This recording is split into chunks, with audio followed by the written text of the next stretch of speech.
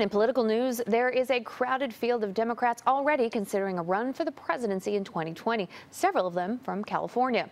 Here's a look at a few names that have been mentioned. Eric Garcetti, mayor of Los Angeles, U.S. Senator Kamala Harris, Democratic donor Tom Steyer, and Congressman Eric Swalwell from Dublin. Now, all of them have visited the early caucus state of Iowa.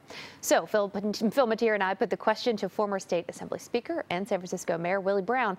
Are there other Californians thinking of a run for president?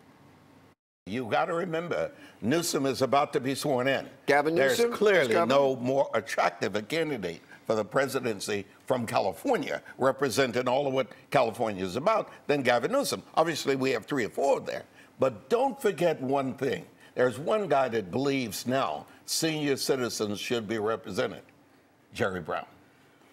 Really? Oh. I mean, he's got $15 million in the bank, right? I mean, he could. That's some good seed money. But let's pull back from what possibly might be theatrical headlines by the mayor here. What about? I resent that theatrical headline. Listen, Phil, you got to understand. Jerry Brown is probably one of the best qualified candidates to be the presidency of the United States. Go back and look at his record. 16 years as governor, an attorney general, a man who became, for whatever reason, a community college trustee 100 years ago, secretary of state. Okay, there you have it, the 100-year factor. Can you hop in on this? Well, but look, here's the thing. I mean, the Democrats, they like to think of themselves as the party of young people, and they need a lot of young people to turn out in order to get elected. And so the question is, that's why you have Eric Swalwell and Kamala Harris from the Bay Area. What about that? Well, you know, this business of going young is highly overrated. Now, I realize that that's self-serving, but it is. I acknowledge. But let me tell you, it's qualifications. It's in all the things. Believe me, there's nothing young, and I don't think there's been anything young about him for 30 years, Bernie Sanders. He's looked the same. He's conducted himself the same. And all of a sudden, he's like the U2 queen or king. You know, with all due respect to the former mayor, there's a difference between ability and electability. Why do you think it's so difficult or so unlikely that a Californian would become president? Well, because in order to succeed in Democratic politics out here, you have to be a little more to the left of even what other Democrats are in other places in the country. There's also this, I think, an idea that we're sort of this cartoon for other people, you know, with our avocado toast and our, you know, electric cars, that I think maybe other people in important states in the Rust Belt, for example, aren't able to really connect with, and it can easily dismiss. And by the way, I don't know about you, but I've never seen Jerry Brown whip up a crowd, so I think that may be another little bit of an issue there. Jerry Brown is wrapping up a remarkable career as a California governor, 4 4-year terms dating all the way back to 1975.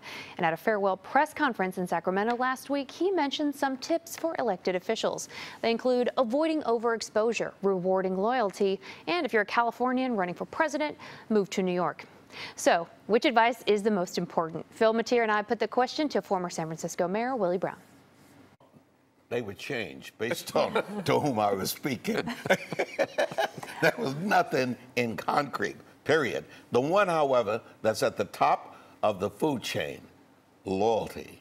Trump regularly demands loyalty, but he does it so glowingly and so openly that it becomes offensive to all the rest of us. Let me assure you, every politician, including Jerry Brown, makes loyalty first. Is that healthy, though? I mean, is it better to have, you know, to have close friends or rewarding loyalty, or doing what's best for the state, doing what's best for your You do not have to look among your disloyal folk for the best qualified persons. Be very clear. Okay. As a matter of fact, you avoid that trash pile. The disloyal trash pile? Where is the line on loyalty? Some people have said that you were overly loyal, that you stuck with people far over the line, and that in turn creates a problem for your administration. No, what they did not know is I didn't remember what that person knew. So what I wanted to do was make sure. Wait a minute, is this loyalty? This is more like fear. No. It's part of insurance. It's what you buy when you go to Gawco. Okay, so if Trump's main issue is loyalty, what do you say when you have your Secretary of Defense, your Secretary of this, your Secretary of that, your personal secretary walk out the door, and the next thing you know, they're going to write a book? He did not do a good job vetting. You really do vet early. Let me tell you that when at one time somebody said to President Kennedy, "Why did you name your brother as the Attorney General?" And he smiled and he said, "Because my mother didn't have a law license." Wow. Now, loyalty doesn't mean being a yes man. Loyalty should also mean the ability and the willingness on occasion to disagree. It should, but it depends on the politician. Some look for blind loyalty. Others really value input and value having diverse opinions on staff. And for someone like Jerry Brown, he has spent the last few months rewarding a lot of folks. He's been announcing a lot of judgeships. He even commuted a criminal conviction of a prior state senator. So on the way out the door, definitely a lot of gifts for the holidays. All right. For Brown loyalists.